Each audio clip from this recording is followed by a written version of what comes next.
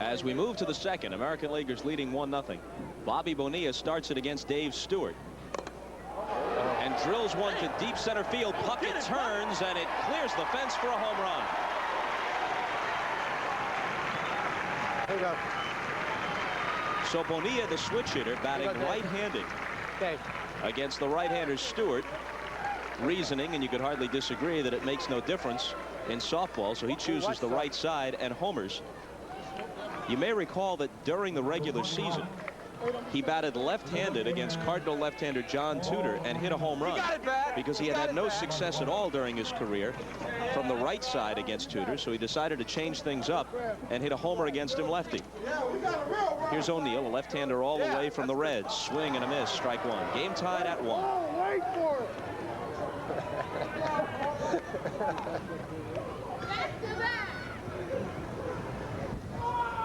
Ball one.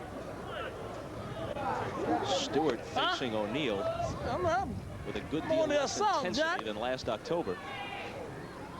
Of course, Dave made the comments after the World Series. We'll be back.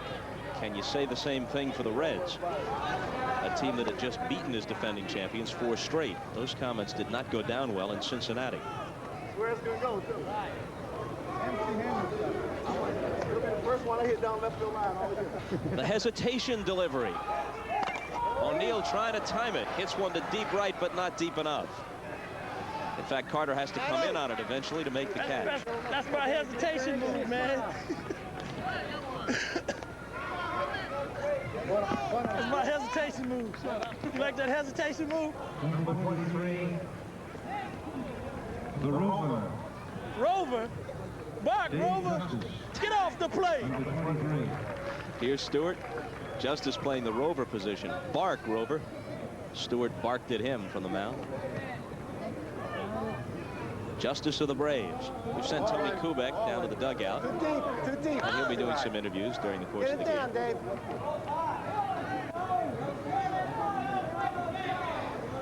You know I'm a bagger. Well, 2-0 to I thought you Justice. said anything close. Yeah, get it close. Come on, Durwood.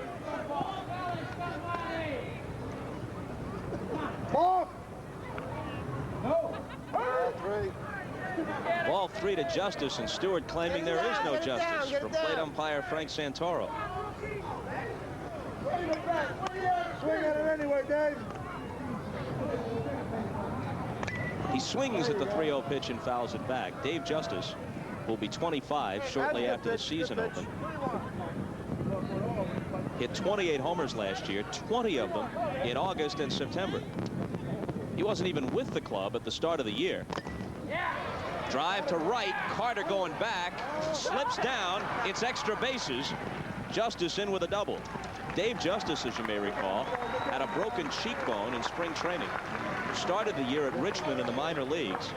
Then after Nick Asaski was stricken with vertigo, which kept him out virtually for the whole season, Justice came back up from the minors.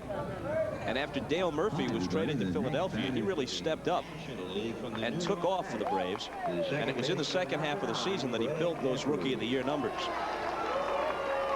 Here's Jeffries, another switch hitter who opts to bat right-handed.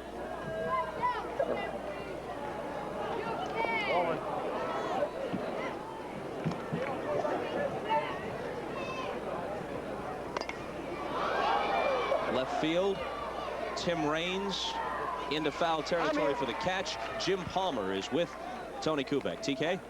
All right, Bobby. Jim, the comeback. Can Earl Weaver be far behind? You know, he's in North Miami, and I'm in South Miami. No, he's not far behind. I think that he's going to stay playing golf and going to the racetrack or whatever he does. But I just felt that I could do it. And, you know, I'm also a broadcaster like you, and I thought I was looking for alternatives, and I started throwing in December, and it's come along real well. And I really surprised myself. And, of course, the bottom line will be these guys out here, whether I can surprise them. Well, you know, other reports have come in. Rob Murphy, you played a little bit with him, and Mike Flanagan and Senior, they talked about you've had a better curveball now than you had when you quit. Well, I made a couple of mechanical changes, and you know, watching baseball, as long as you have, when you're hitting and you're doing something wrong, it can really affect your swing. Pitching's the same way, and I used to turn my arm a certain way, and I'm doing more like boxing to try to generate arm speed, and it's made me more compact. It's given me more arm speed, and I'm throwing a lot harder than I did my last couple of years. One of those years I won 15 games, so we'll see if I can hold up. Baseball people are somewhat cynical, you know. I'm a cynic, and I say to you, it can't be done. It's never been done before, not at your age. What do you tell me?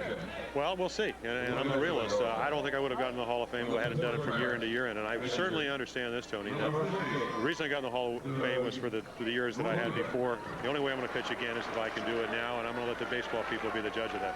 It'll be a marvelous story. Good luck to you. Thank you very much. Thanks, Jim. Back to Bob Costas. Okay, Tony, and as you folks saw, Joe Oliver cleared the left field fence. Young catcher from Cincinnati gives his club a 3-1 lead, a solo homer by Bonilla, and then a 2-run shot by Oliver, and Drabek pays the price with the brushback pitch from Dave Stewart. Drabek hit .214 last year and had a home run for the Pirates. He's not a bad hitting pitcher. Stewart pulled the string on him there, which is something to throw a changeup in a slow pitch softball game, but Stewart did.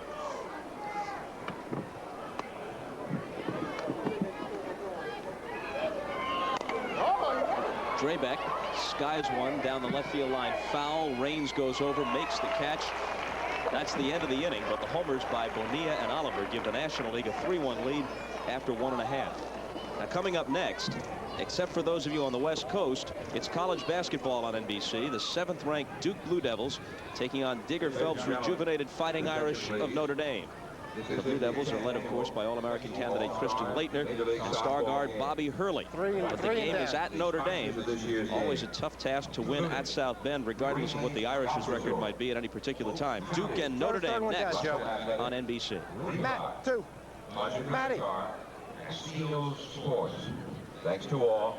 We mentioned earlier that the Sickle Cell Anemia Foundation is the beneficiary of the charity portion of the proceeds from this event. They have been on the receiving end of those funds for the past several years, but not throughout the entire history of the event. In the 10-year history of the event, better than $500,000 has been raised for charities of all sorts. And the past several years, the total exceeds $250,000 going to the Sickle Cell Anemia Foundation. Joe Carter over to Toronto in that big deal with San Diego. Takes a ball.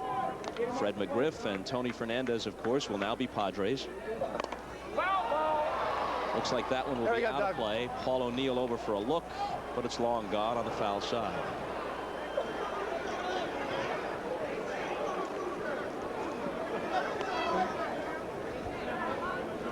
Crowd held down considerably by the rain, which fell most of the day, and it's still threatening. Carter pokes one to left. O'Neill turns. No chance. That one's out of here for Joe Carter. There you go, Joe. So Joe Carter, now of the Blue Jays, his 4th big league club. Started with the Cubs, went to the Indians in that Sutcliffe deal in '84. Then with the Padres as a free agent, and off to Toronto. 2 stops in each league. Brings his team within 1 at 3-2. And let's go right over to Tony Kubek. All right, Joe Carter, who is puffing very hard, not from trotting out the home run, but from sprawling on the turf trying to catch that sinking windblown liner. Well, I wanted to see. The ball was here pretty good, Tony, and the wind's blowing in. Yeah, it's my first day back. You know, I wanted to get a feel for the grass, and I circled. I was going for the style points. I slipped down and didn't even get glove on it.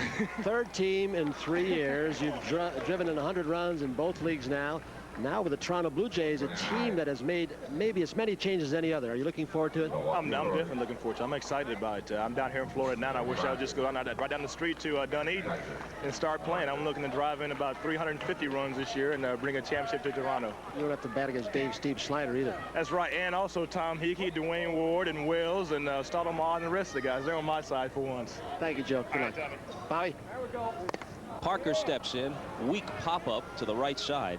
And that'll be the 2nd out. Let's take a look at that trade between Toronto and San Diego and some of the